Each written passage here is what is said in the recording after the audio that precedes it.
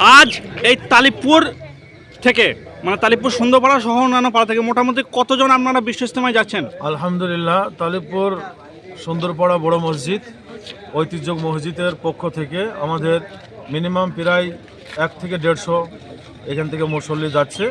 আমরা সকলেই জানি যে ঐতিহাসিক 30 বছর পর একটা ইজতেমা একটা চালু হয়েছে হুগলি জেলা ডিস্ট্রিক্ট পুইনিয়ান দাঁতপুরে।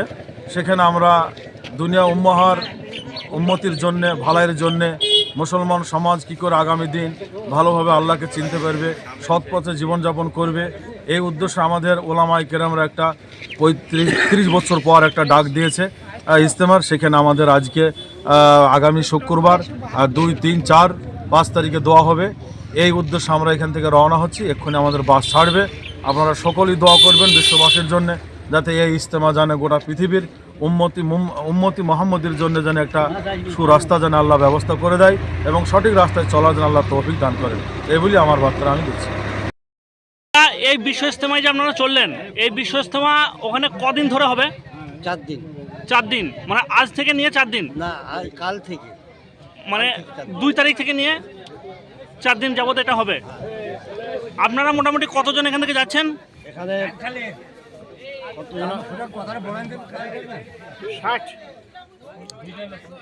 কতজন যাচ্ছে গো? 52 মোট 52 জন যাচ্ছেন। আর সালার সহ অন্যান্য জায়গা থেকে তো নিশ্চয়ই যাবে। অবশ্য আনুমানিক সালার ব্লক থেকে কতজন যাবে বলে আপনি মনে করছেন? সলাবক থেকে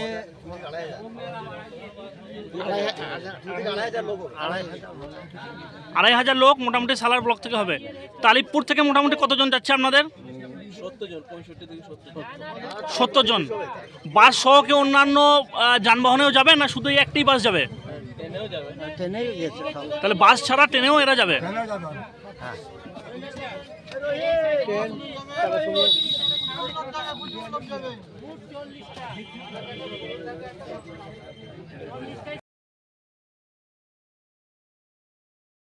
বিশ্ব ইজতেমা উপলক্ষে আজ মুর্শিদাবাদ জেলার বিভিন্ন অঞ্চল থেকে ধর্মপ্রাণ মুসলিমরা হুগলি জেলার দাঁতপুরের পুইনানের দিকে যাত্রা শুরু করেছেন। আজ সালার হালকার পক্ষ থেকে সালার শহর তালিবপুর ছাড়াও অন্যান্য গ্রাম থেকে মানুষ বাস, প্রাইভেট গাড়ি ও ট্রেনে করে যাত্রা শুরু করেছেন বিশ্ব ইজতেমার উদ্দেশ্যে। সালারের তালিবপুর বড় মসজিদ সহ আমাদের তালিবপুরের অন্যান্য মসজিদ যেমন শেখপাড়া মসজিদ ও অন্যান্য মসজিদের মুসল্লিগণ যে যাচ্ছেন সেই ছবির আমাদের ক্যামেরায় ধরা পড়েছে। সেই ছবি আজ আমরা আপনাদের দেখাচ্ছি সরাসরি। আবুল হাসান আল মামুনের পাঠানো রিপোর্ট।